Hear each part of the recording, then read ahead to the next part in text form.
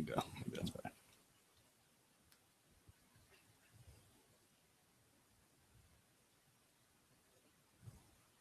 All right. Hey, everybody. Welcome to our weekly show. We call it Three Broke Guys Handicapping. And once again, here at the start of the show, we're just going to start off with two broke guys. But this is where we review one of the top racing cars from around the United States.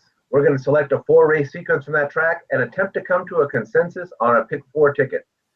Thank you for joining us. And we are headed back down to Florida, where we are going to be playing the pick 4 from Gulfstream Park Racetrack in Hollandale, Florida. The pick 4 starts with race number 10 and finishes in race number 13. And it has 3 stakes races in that combination. So my name is Rich Sharp, and each week I'll be joined by my friends and racing analysts. He's not here just yet, so I'm going to start over here in California, right next door to me. He's from Temecula, California. How you doing tonight, Joe? I'm good, Rich. How about yourself today? You know, I'm a little worse for wear after this week, so I will not be dishonest with the audience at all. You're going to have to rely on the other two broke guys' analysis a little bit more tonight from Gulfstream. I think I had maybe a combination or a total of 1 hour to look at this pick 4, and that's over a few days. Sometimes, Rich, if you watch and you watch too much of it, you look at it too much, you kind of tend to overanalyze it. So maybe this will be a good thing. Yeah, we'll see how that works out. Yep. All right. Well, we will bring in the other broke guy, Ray Torado, just as soon as he joins us. He's out there somewhere. We're going to turn our attention once again down to Hollandale, Florida. It is Gulfstream Park. We are headed to what they call the Summit of Speed at Gulfstream Park in Florida. And just before we go there, once again, we are still looking for someone to handle our rather small weather segment for us. So if you know someone who's interested in broadcast meteorology and would like some broadcast time on the show, please let us know either via the chat or reach out to us at 3 Broke Guys on Twitter. Until then, we have this brief update tomorrow from Hollandale in Florida, and I believe that they've got it as a high of 82. Now, there is some chance of rain in the forecast. That's pretty normal for Florida there in the summertime, but just keep an eye on it as it goes throughout the day. There are a couple of turf races. Again, nothing that looks like it'll wash anything off the turf, but they do have a small chance of rain. There are a total of 13 races. There are 4 stakes races on tap for Saturday. 3 of them are in this pick 4, so we are focused on the pick 4. It begins in race number 10. It concludes in race number 13. Joe, the gates are locked and loaded. You want to go ahead and get started with that, Ray? Let's go. Ring the bell. All right, here we go. Race number 10. It is the Smile Sprint Stakes. It's a grade 2. The purse is $250,000. It's for 3-year-olds and upwards. There are, and let me flip this over here. I believe we have just 7 starters, and our morning line favorite is number 1. Oh, excuse me, that is number 3. One of my favorite horses, Limousine Liberal. So, Joe, with only 2 broke guys available here, I am going to pass it off to you. Thanks, Rich. This is an interesting race. It almost looks like it's a 4-horse race based on the morning line odds, and there are 3 real rank outsiders that really it seems like they almost have no shot to win the race. But obviously, they don't run the races in the racing form; they run them on the track.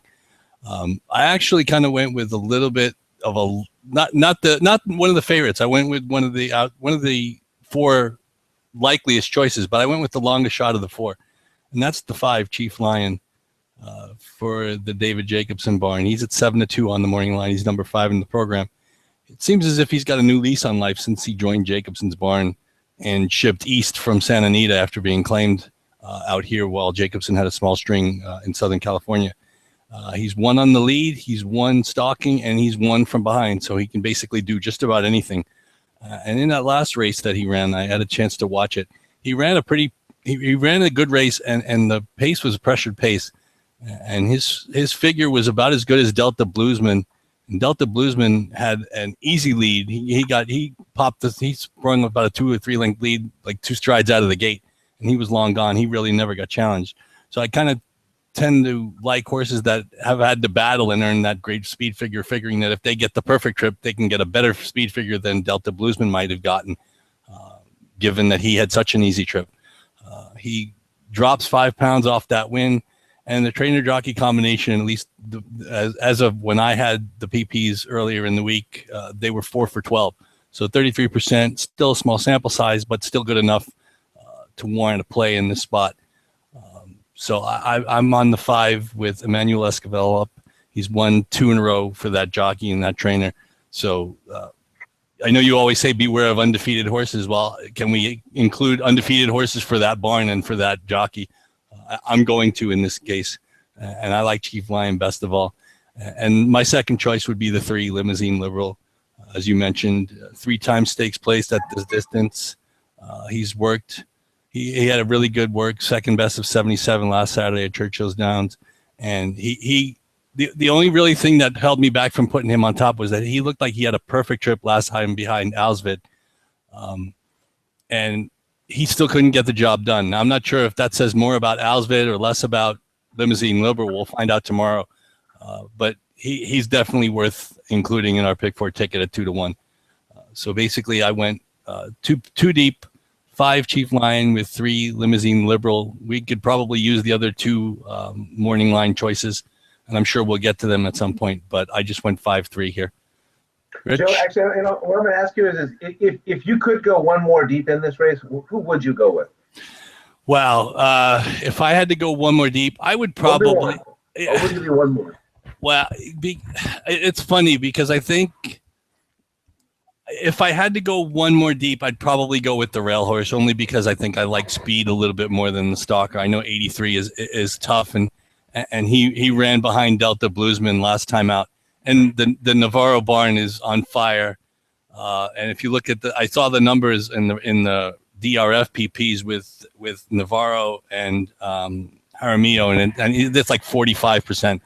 So I don't know that you could throw him out completely, but considering we're pressed for time, and I wanted to make sure it was the top 2 choices, I just went 5-3. But if I had to throw in the third, I'd go with the rail runner. No. And if anybody out there in the audience is wondering, well, why is Rich asking Joe for a third choice when you obviously just clearly gave 2 and things like that? I keep up with the exact same 2 horses that you have.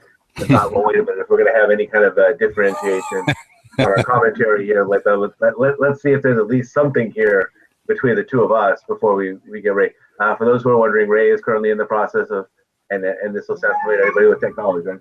He's booting up. So either he's putting his shoes on. I hear music as if he's trying to join. Yes. Or his computer's trying to join us right now and things like that. So while he is joining us, I will go ahead and wax on philosophic, kind of on the same 2 horses, unfortunately, that Joe kind of touched on. I even had them in the same order, ironically enough. So anybody who has watched this show, after 3 months of being on this show, will sit there and say, I did not really need to have him explain why he picked this horse, because the horse has been running in California for most of his career, which means I've seen Chief Lion a bunch of times. I think I've lost money on Chief Lion. I think he's been knocking out of pick 4s when he won, and I think when he's lost, I've been knocked out of pick 4. So he and I are old friends. He's been out here on the West Coast quite a few times. He was never as good on the West Coast as he is right now on the East Coast. He did win his last race at Santa Anita before he kind of went over there for his nice little spring on the East Coast, where he has won at Penn, he has won at Belmont, now he's won at Santa Anita. So he's one of those traveling winners. He looks like he's really in his stride. He's won 3 in a row. You see I put the ubiquitous 3 BGA line underneath him, wherein you've got the moves up in class idea here. So here's somebody who's coming up from the ranks of an optional claiming 80 right into the stakes company. So he fits the 3 broke guys angle. Joe already caught, something that I always play, right? The trainer jockey combination, which was 27% combination. It's down. Joe caught it. It was actually higher earlier this week. So everything's lights up for Chief Lion in this one. There's no way I could toss Limousine Liberal. I think the horse would actually be mad at me if I tossed a horse that's been named Limousine Liberal. For God's sake, there's a couple of horses around the country that have that name. That second name for them, and I bet them. So I liked them the exact same order as Joe did. I had 5, 3, and I think if I had to toss a coin, then we finally had some differentiation as maybe I went 2 instead of going 1. But quite honestly, I'm on the exact same 2 horses that Joe was, and I was only going to go 2 deep here. I wasn't going to go 3 deep.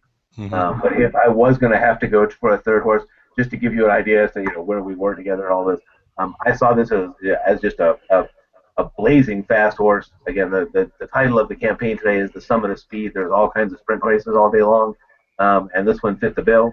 When you went down there, you get 37% of these races are 1 gate to wire. You get a total of 75% won by the E and the EP types. And everybody in this race, if you look down here, not only are they ENEP, they all get the plus next to them. So these are some quick ponies down there at Gulfstream. So that played into how 83 would have been my third choice. Just looking for just the possibility that somebody could come from a little bit off the pace and upset this one, but I don't think he's going to win.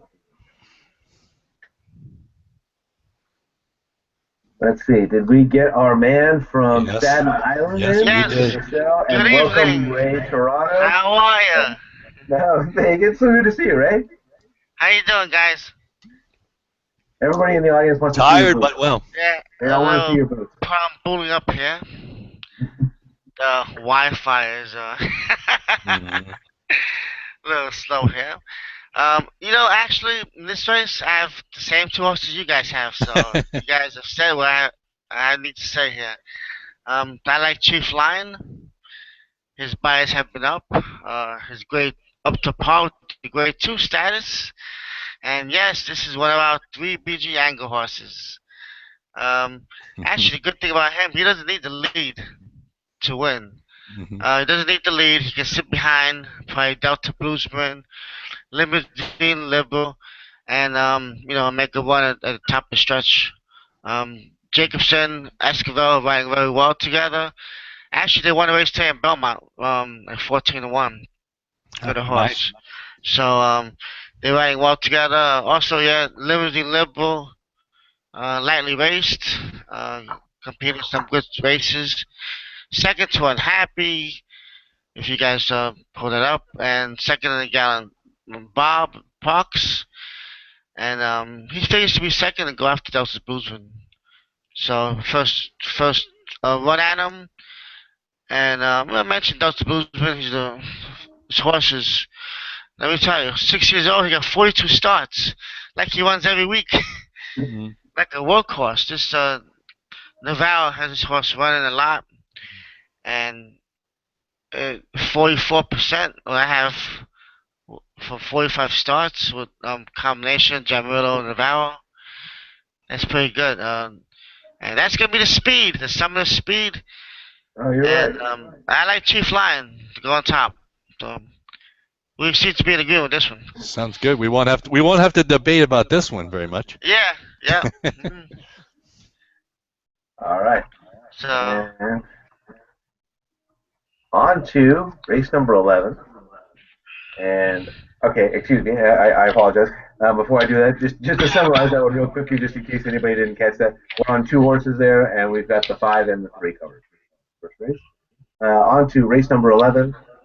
This is the Bob Umphrey Turf Sprint Stakes. First is $75,000. They're going 5 furlongs on the turf for 3-year-olds and upward. Hold on a moment. We have, I believe, 9 starters, and your morning line favorite at 9-5 is in post number 2. That is Successful Native. And Ray, welcome to the party, and you are up first. thank you, Rich. Did you guys actually see the track record of this race? 53-3. Wow, unbelievable! Wow. Mhm. This is gonna be a fast one. I'll tell you, this is the tough sprint, and actually, I like a horse on the outside, number 8.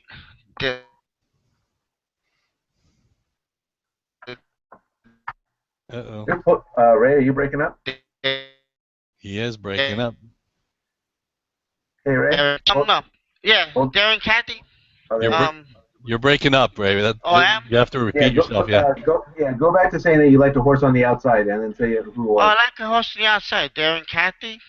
Okay. Should enjoy a nice outside trip, get the speed, and should not lose too much ground. Been running longer races, and this is his second trip at this distance.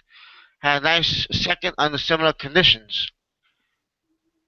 I'll go actually number 4, Speechify, who's 4-1.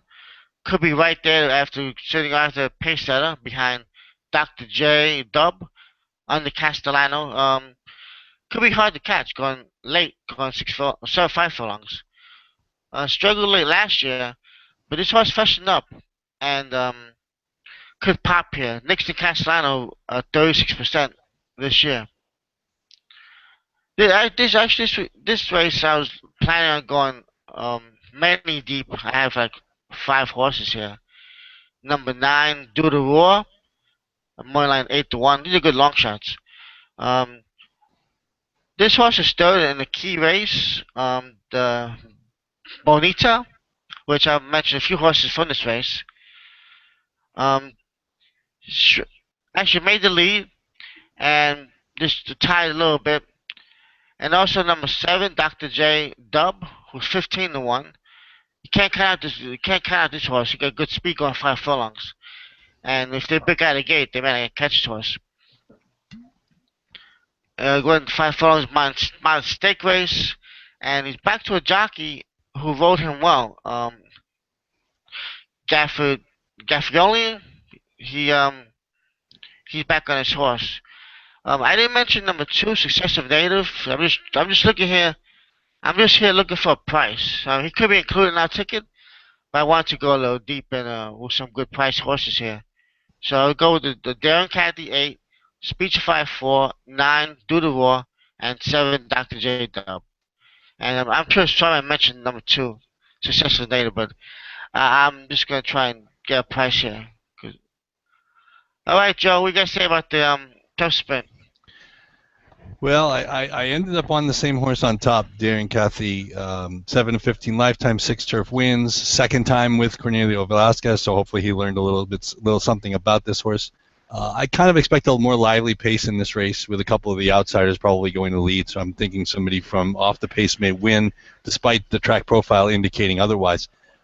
And he's getting another 2 pounds from the favorite.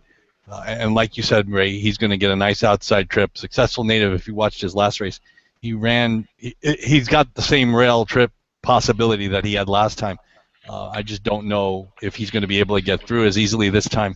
And I'm actually kind of I watched that Bonita Stakes, and I was kind of thinking maybe there's an outsider, a fresh face that could win this race. And Darren Cathy was the one I came up with, and I came up with another one for my second choice, and that's number 3, Shadow Rock, for Mike Maker, and Luis Saez off the claim at 5-1 in the morning line.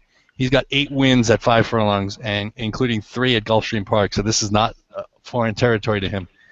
And like I said, I think the pace is going to be swift, and I think he's going to be the most consistent closer.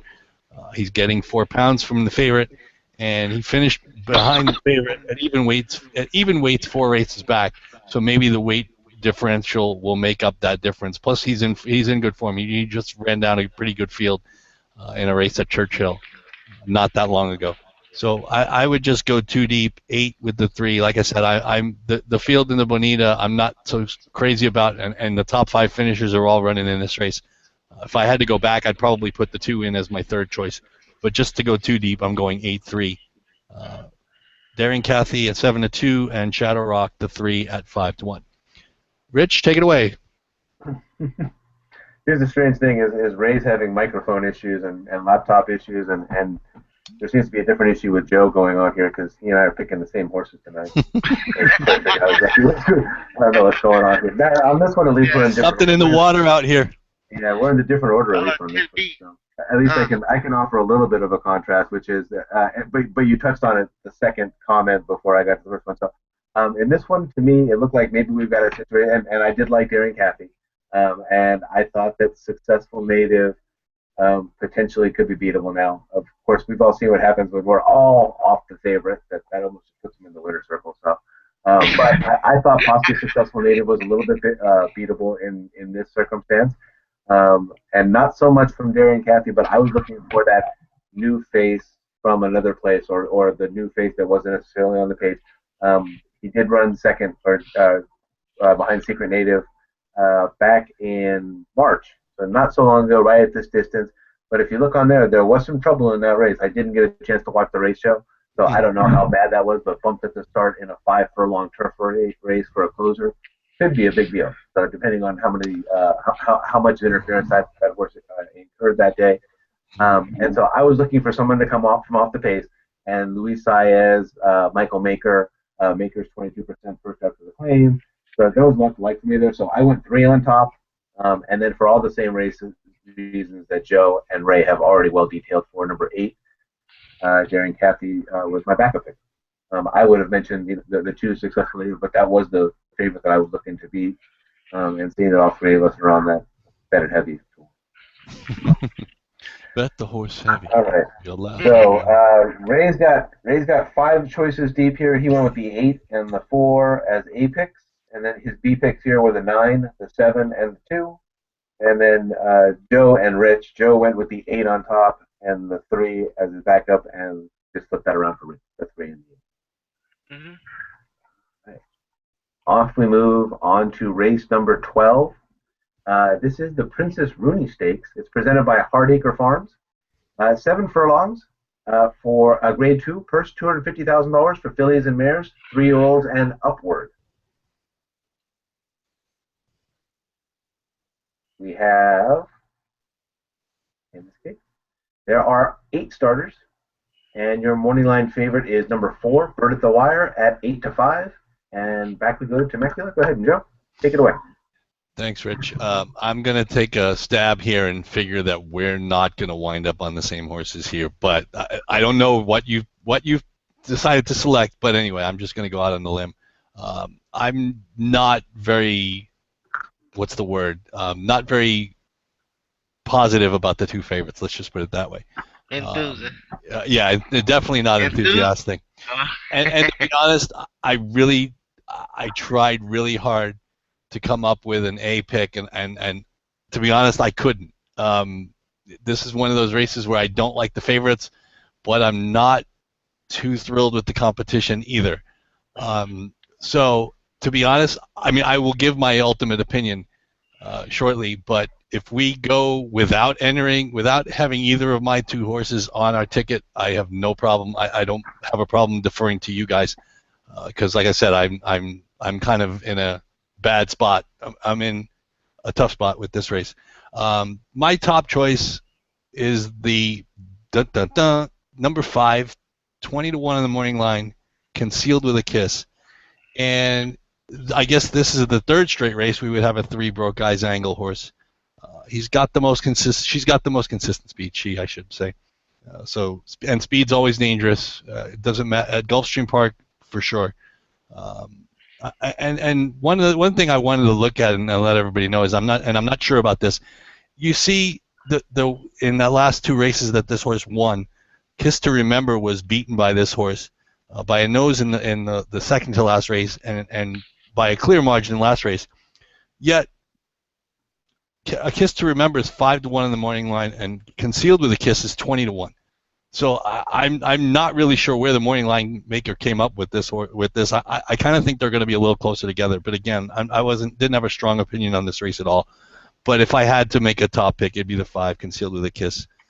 My second choice would be the 1, Cali Star, 9-2 morning line. Won the Rampart here from the rail in 2015. That was going a mile. This race is 7 furlongs. And her PPs are flattered by the fact that Forever Unbridled came out of the race 2 back to run second to Cavorting in the Phipps on Belmont Stakes Day. So that would be, of the morning line choices, the 1, Cali Star would be my favorite of the 3. But again, no real strong opinion in this race, and to be honest, I'd rather defer to you guys. If we wanted to throw the 5 in and heck try to blow up the board, that would be great. But if we toss it, I don't really have a problem. I was like I said, just not in a good place when I finished handicapping this race. So with that being said, I'm going to toss it to you, Ray. I'm sure you have a stronger opinion in this case than I do. Well, I like that choice because the odds are big, and and that's good. Well, if I'm going to stretch, I'm going to stretch real long. Oh yeah, and you're right about that. As those 2 horses finished that close, and Kiss to Remember is 5-1. That's pretty. I didn't understand. I mean, maybe the mile race after that, that the horse ran. Maybe. Kiss to Remember, but sure, that was on a turf. I mean, a low stake race for a second, but that still doesn't make sense. No. Yeah, I was actually gonna try and single Bird at the Wire, the favorite. Has the big class edge here. Grade 1 winner, Santa Anita. in the Liberia. Her voting was third, and that horse become a monster at middle distances. She's run against Drama, Chocolate Wave Avenue, and her PP lines. So she may have found a home sprinting here.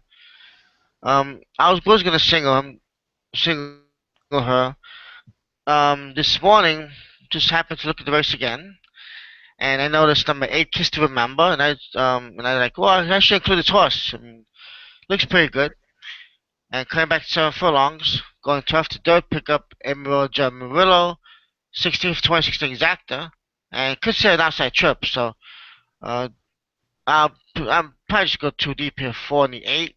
And I do like your horse, Joe. So as they run together, so we could always include that horse too, number 5. So um, that's yeah. The other horses in this race, I really wasn't too pounded by. Just those few that we have here. So, Rich, do you have any upset specials here with this race? Because we are a little confused here with the Princess Rooney.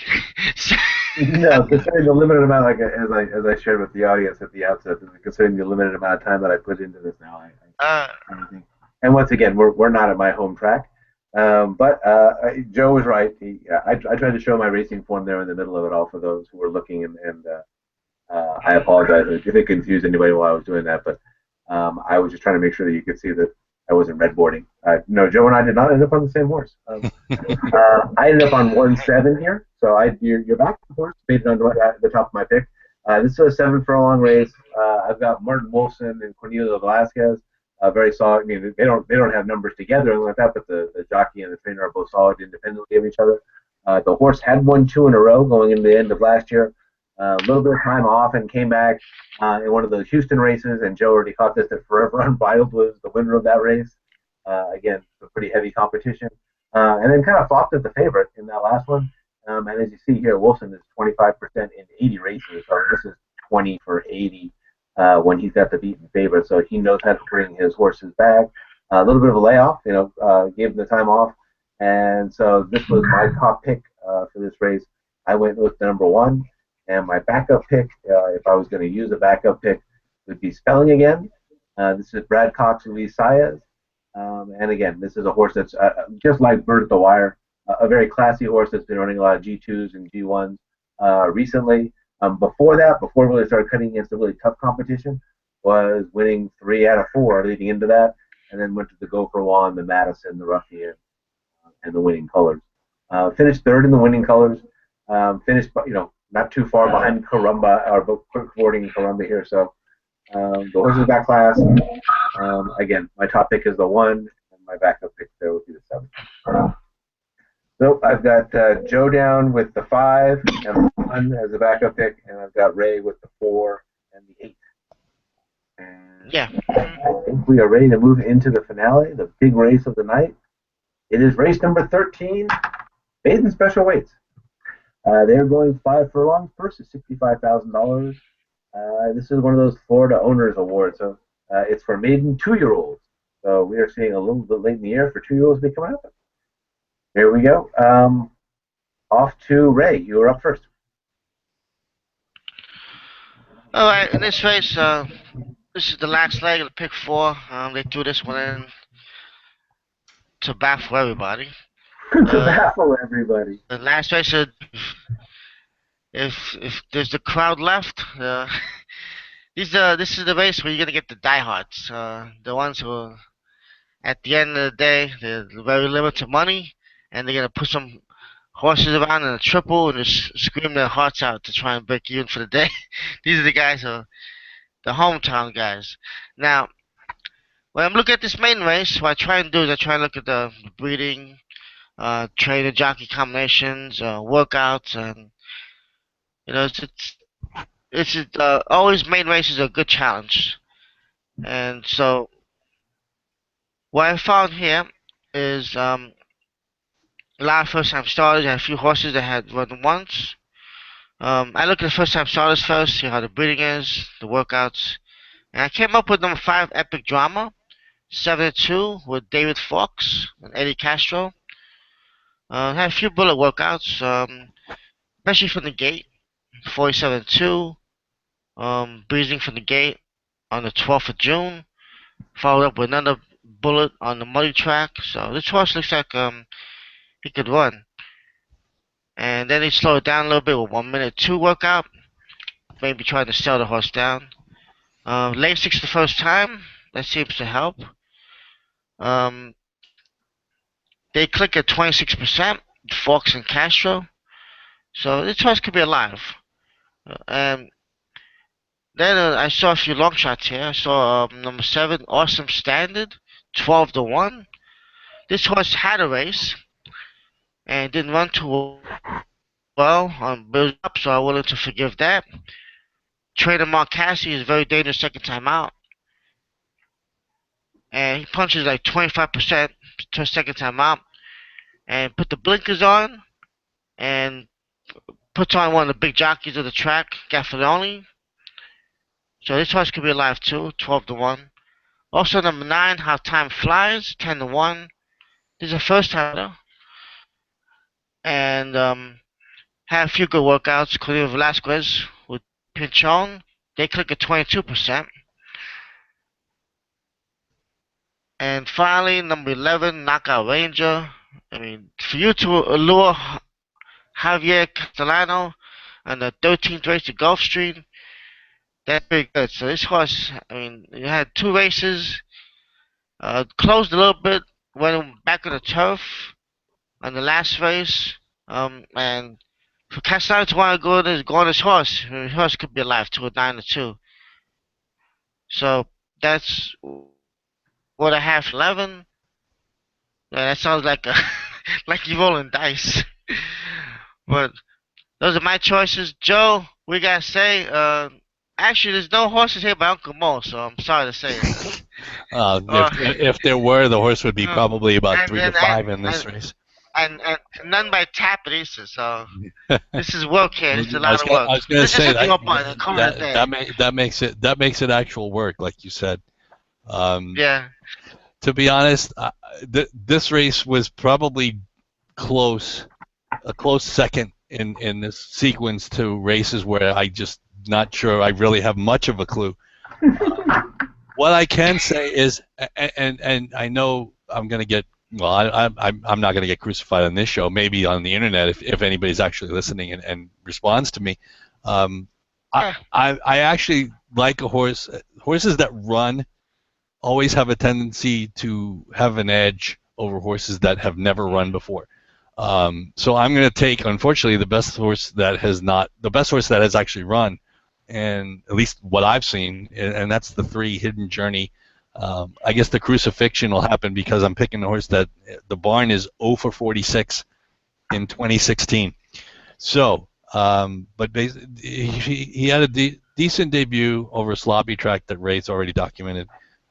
Him and Awesome Standard came out of the same race, and he, like I said, experienced runners win more than their fair share as opposed to first-time starters, and he was close to the par for the level, at least on the buyer speed figure. So if he does improve second time out, again, the first-time starters won't have to be much to beat this field, but he's got the best chance of anybody of the horses that have run so far.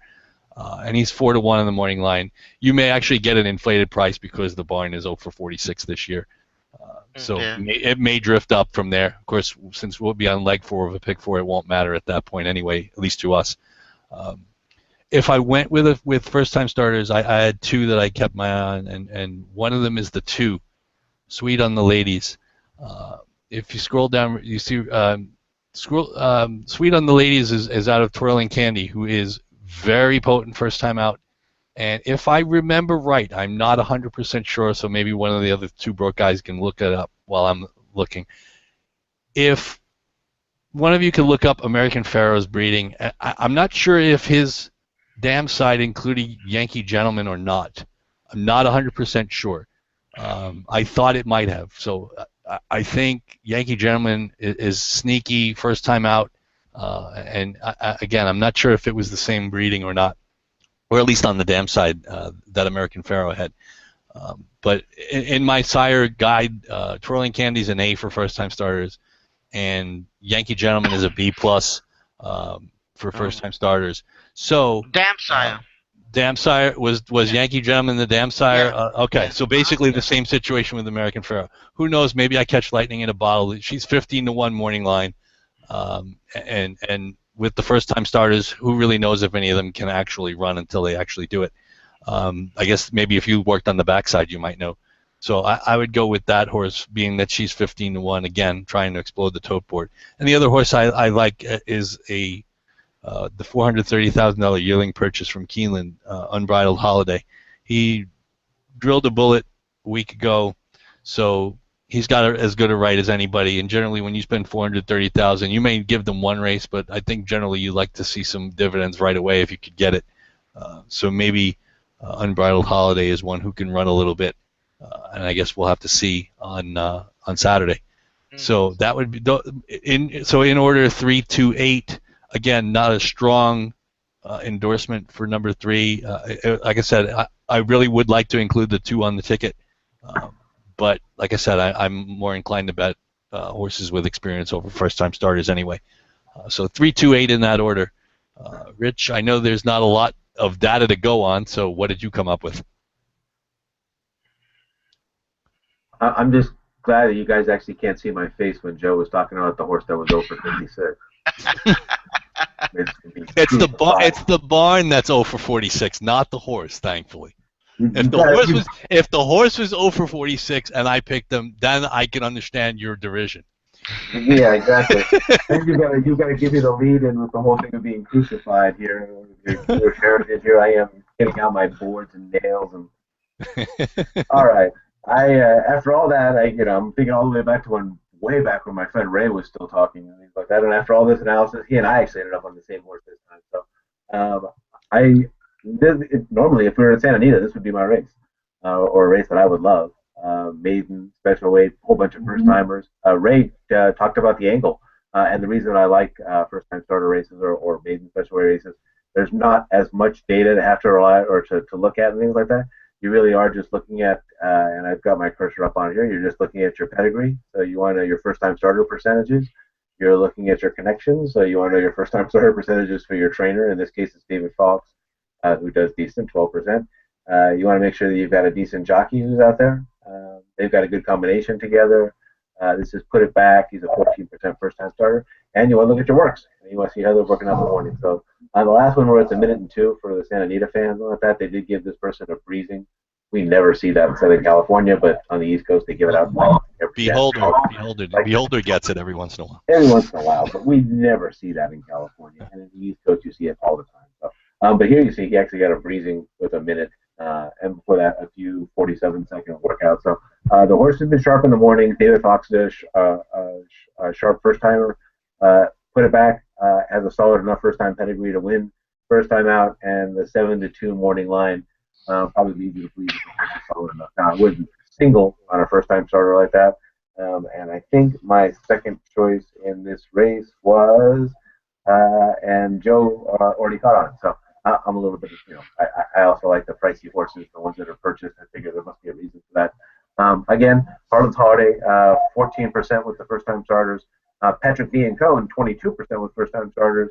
Rafael Hernandez, and again, the solid jockey. So almost that exact same situation that you see. If I was going to have to split these two, if somebody had to make me choose, probably a better choice to choose the 8, the bigger price of the 2. But if I was going to use them both, I was going to go with the 5 and the 8.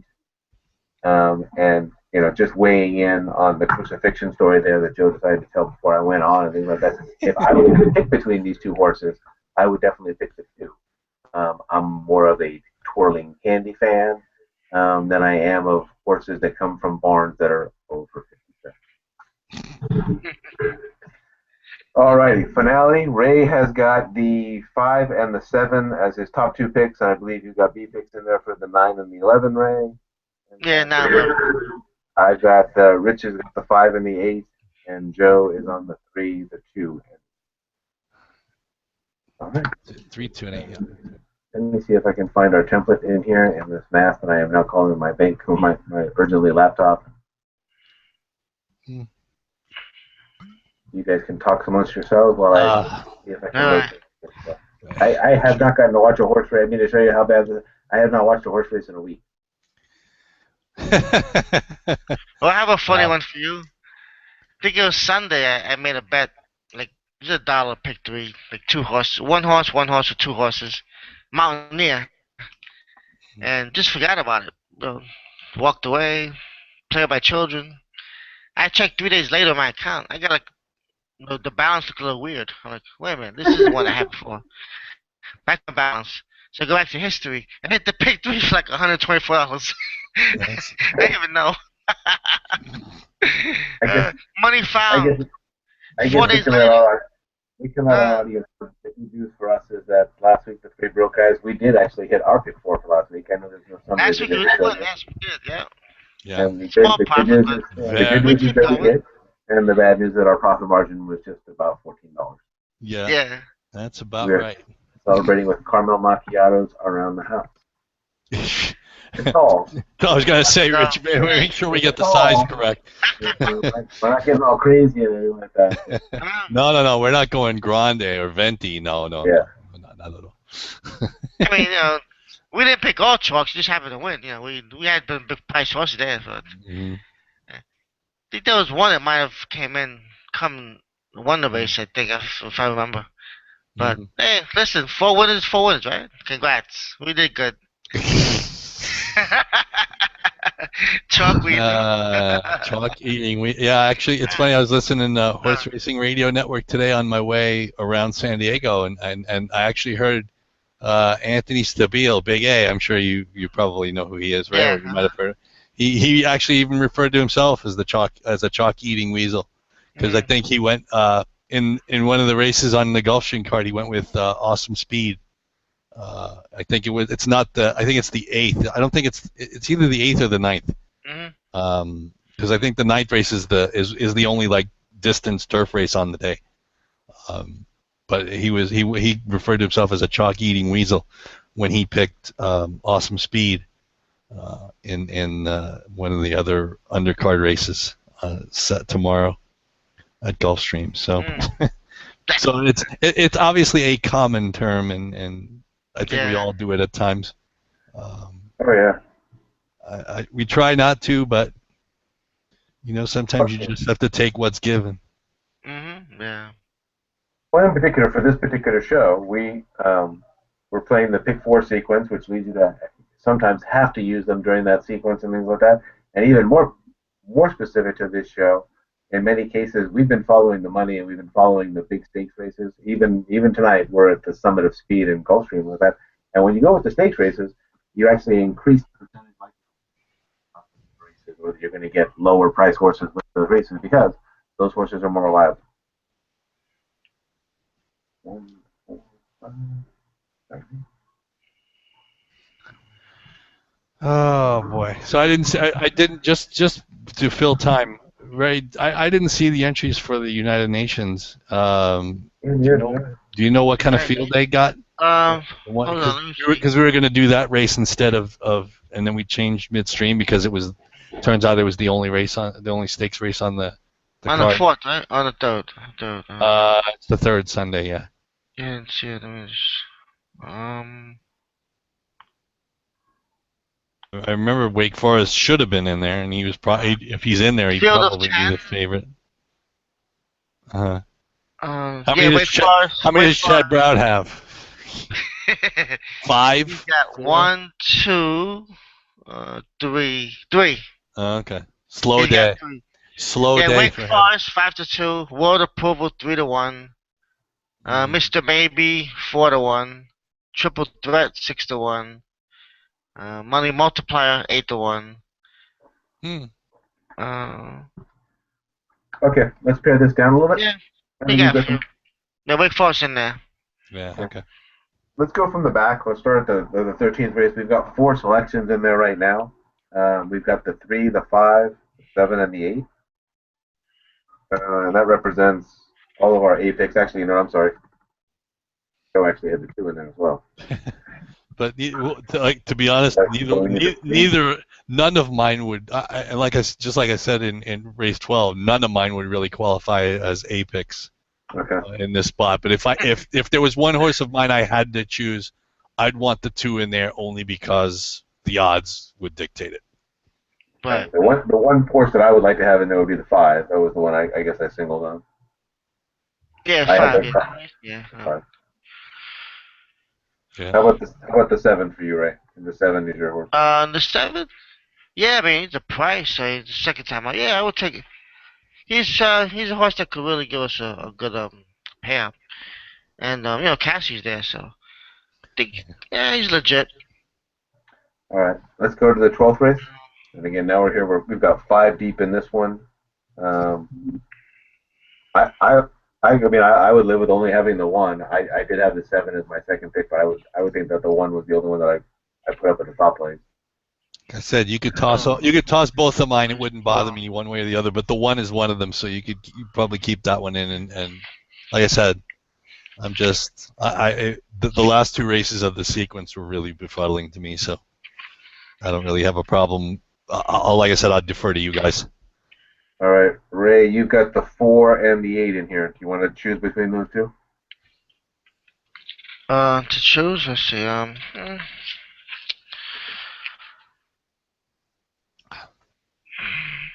I'd probably say the between the 4 and the 8. Yeah, let's see. Right now we are at 3 times 3 times 3 times 2, so that's a $27 pick 4. Right. Unless we want to go to race 11. Let's see. We can stop right there, and we can go to race 11, and then race 11.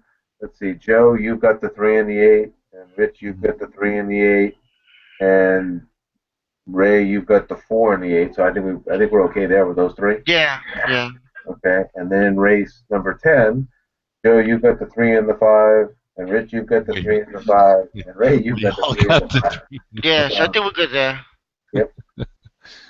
I don't know. In race 12 odds, I think the 4 and 8 they both could stay. I think that's a legit ticket. What do we got in there, Rich, so far? That's that would be a $27 one. 1, 4, and 8. 1, 4, and 8. 1, 4, and 8. Yeah, I 20. I wouldn't want to toss either of them. I think Not they're both 6 each. It's not. I don't. I like I said, I defer to you guys, but that investment wouldn't bother me at all. Yeah. Okay. There we go. Easy peasy. All right, 3, 5. I'm writing it down. 3, 5 with 3, 4, 8 with 1, 4, 8 with 2, 5, 7. Okay. Okay. You know what? We'll just figure it out if something happens, because I know Rich had mentioned in the weather report earlier that there was a chance of rain, and I know I was actually watching a little TV this morning, and Matt Carruthers was talking about how well the Gulfstream Park turf course holds water.